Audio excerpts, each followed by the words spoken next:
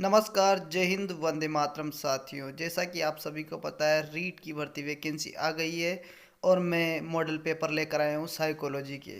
तो साइकोलॉजी का ये फोर्थ मॉडल पेपर है, तो इसको ध्यान से देखिएगा। आप पूरा वीडियो नहीं देखते हैं दोस्तों, आप पूरा वीडियो ज़रूर देखिएगा और अपने क्वेश्चन हल कीजिएगा और कमेंट में बताइएगा कि आपको कितने नंबर आए। दोस्तों ये मॉडल पेपर मैं आपके लिए ही बनाता हूँ, मैं इतनी मेहनत करता हूँ और आप पूरे वीडियो को नहीं देखते। दोस्तों आप वीडियो को लाइक करें और चैनल को सब्सक्राइब कर लें, जिससे आपको हमारा नोटिफिकेशन मिल सके। तो दोस्तों अब चलते हैं अपने प्रश्नों की ओर।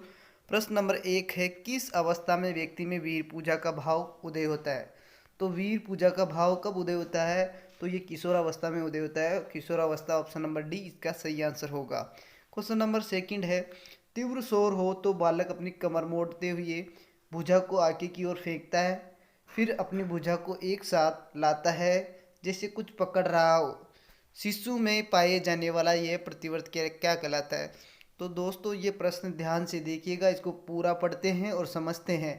ये बिल्कुल अच्छी तरीके से कीजिएगा। बालक अपनी कमर मोड़ते हुए भुजा को आगे की ओर फेंकता है और फिर अपनी भुजा को एक साथ लाता है जैसे कुछ पकड़ना चाह रहा हो।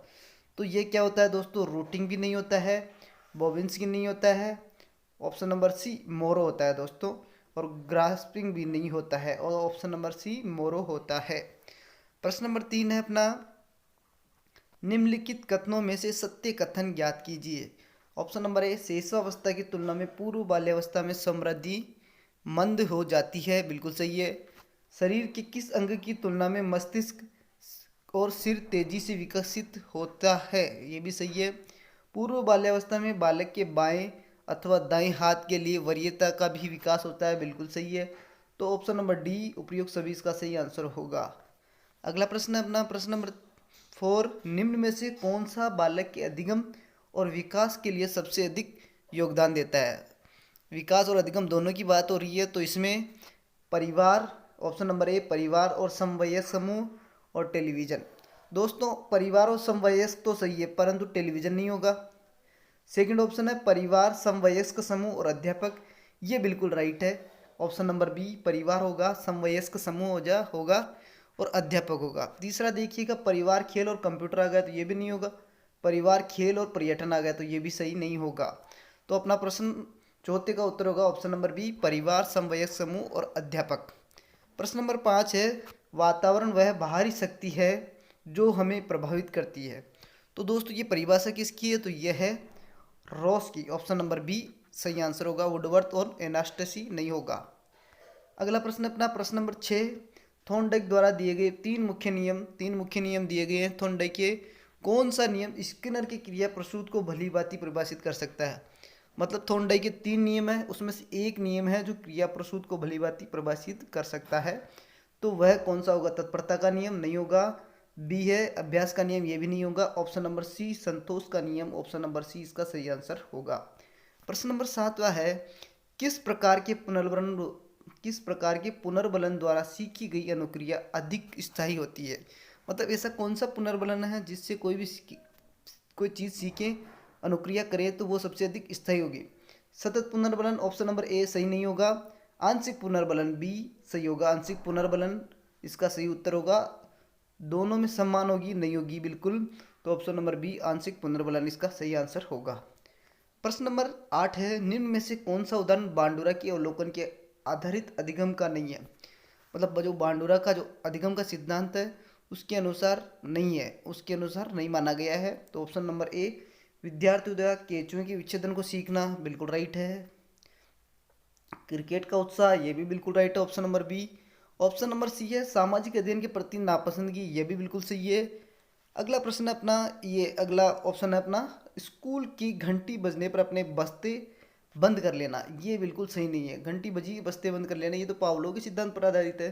तो ऑप्शन नंबर डी इसका सही आंसर होगा।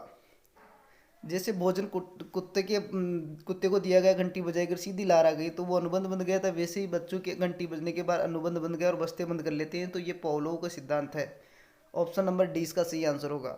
प्रश्न नंबर 9 है, अभिप्रेरणा का शाब्दिक अर्थ मूलतः, यह खालिस्तान मैंने यहाँ लिखा नहीं तो इसको ध्यान रख लीजिएगा, मूलतः किस भाषा के शब्द से लिया गया है जिसका जिसका अर्थ संदर्भ है, इसके में कुछ मैंने मिस्टेक कर दी लिखने में, तो मूलतः कौन सी भाषा का है वो देखना है, और उसका कौन सा शब्द है और उसका अर्थ क्या होता है, ये तीन चीज़ें हैं।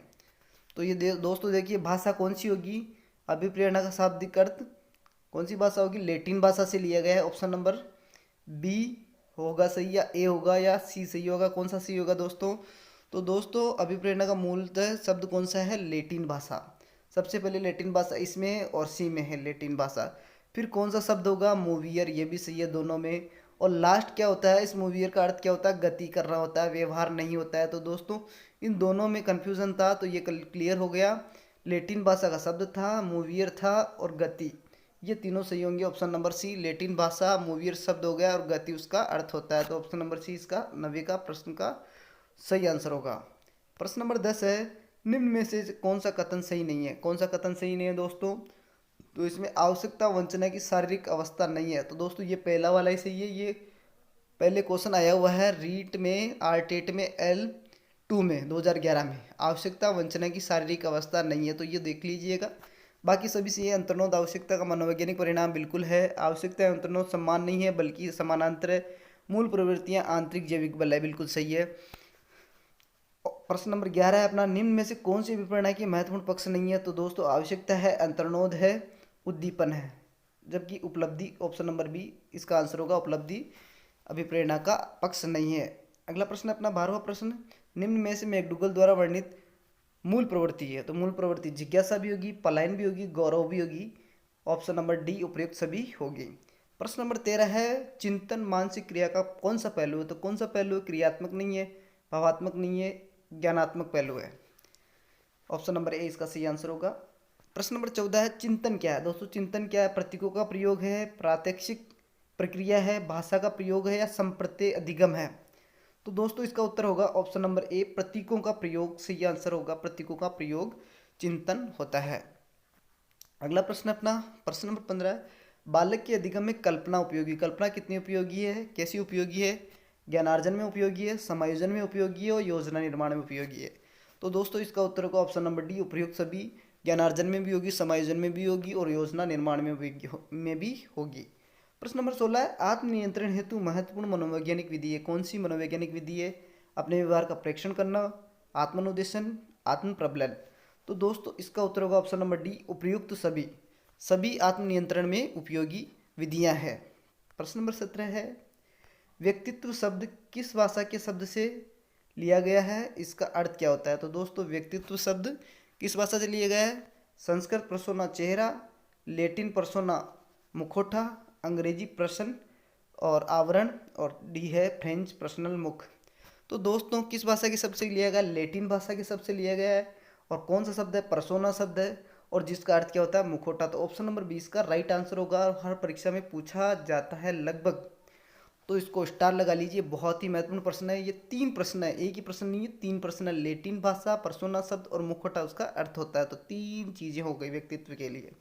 अगला प्रश्न है, मनोविश्लेषण का मानना है कि एक प्राथमिक साधन है, एक प्राथमिक साधन है जिसके द्वारा ईगो, इड पर आच्छद होता है।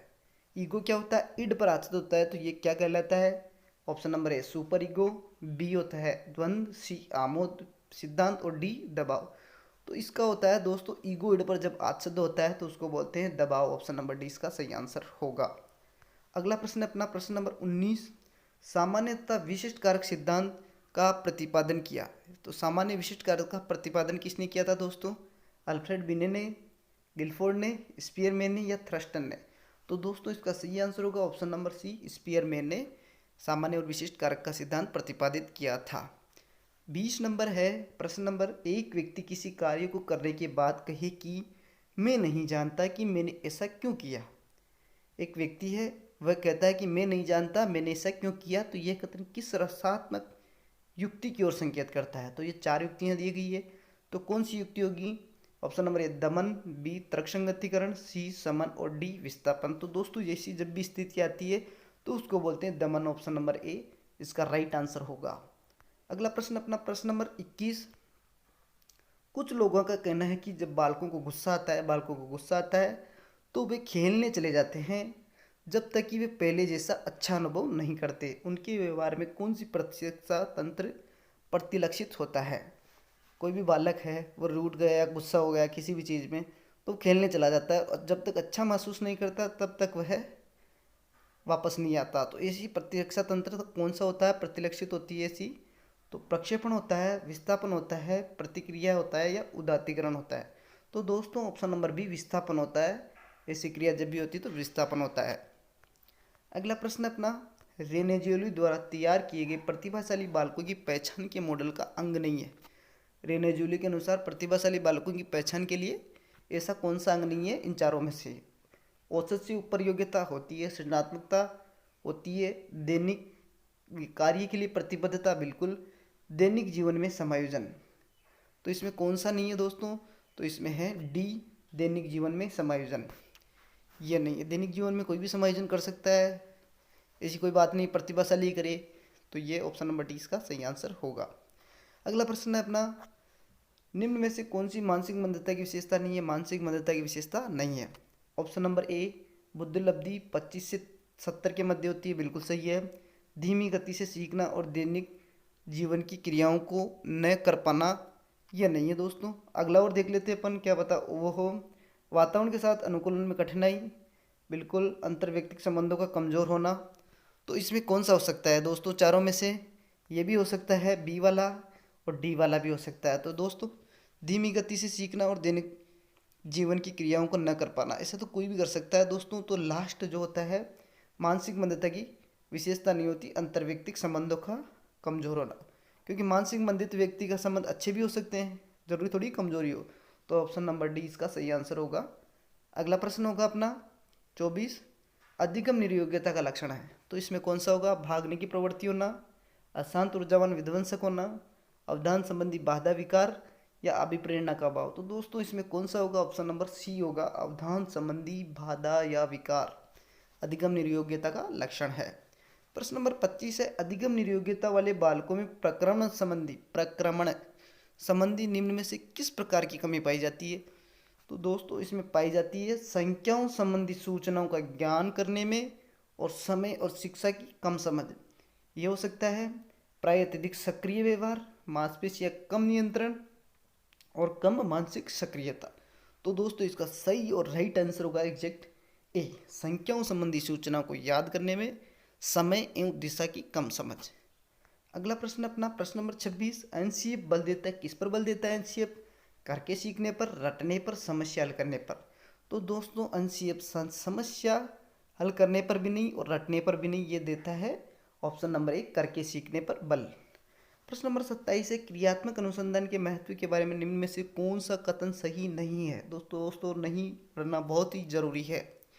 उपभोक्ता ही अनुसंधान करता होता है, बिल्कुल राइट। समस्याओं का शीघ्रता से प्राप्त हो जाता है, बिल्कुल राइट है।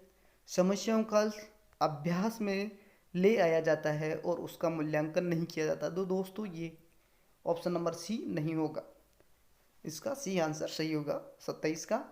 28वां है, आरटीई एक्ट 2009 के अनुसार शिक्षक हेतु प्रति सप्ताह मतलब 7 दिनों में कितने सप्ताह कार्य घंटे निर्धारित किए गए हैं? तो दोस्तों एक सप्ताह में कितने घंटे? 45 घंटे। ऑप्शन नंबर 20 का सही आंसर होगा। 40 नहीं होंगे, 42 नहीं होंगे, 48 नहीं होंगे, कितना होंगे? 45।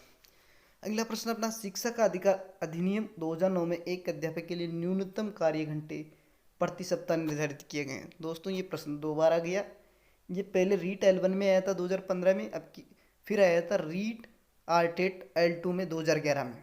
यही प्रश्न 2 बार रिपीट हुआ है, 11 और 15 में। दोस्तों 2 बार आ गया, फिर भी ध्यान से देख लीजिए, आपको पता ही होगा 45 घंटे होंगे। ऑप्शन नंबर 20 का राइट आंसर होगा। लास्ट और अंतिम प्रश्न अपना, निम्न में से कौन सा मूल्यांकन के त्रिकोण, मूल्यांकन में त्रिकोण होता है तो उसमें शामिल नहीं है, उसका भाग नहीं है। शैक्षिक उद्देश्य हैं, मूल्यांकन होगा, शिक्षण अनुभव होगा या अधिगम अनुभव? तो दोस्तों इसका आंसर होगा ऑप्शन नंबर सी, शिक्षण का अनुभव इसमें मूल्यांकन का अंग नहीं होगा। दोस्तों वीडियो आपको अच्छा लगा हो तो लाइक करें, चैनल को सब्सक्राइब करें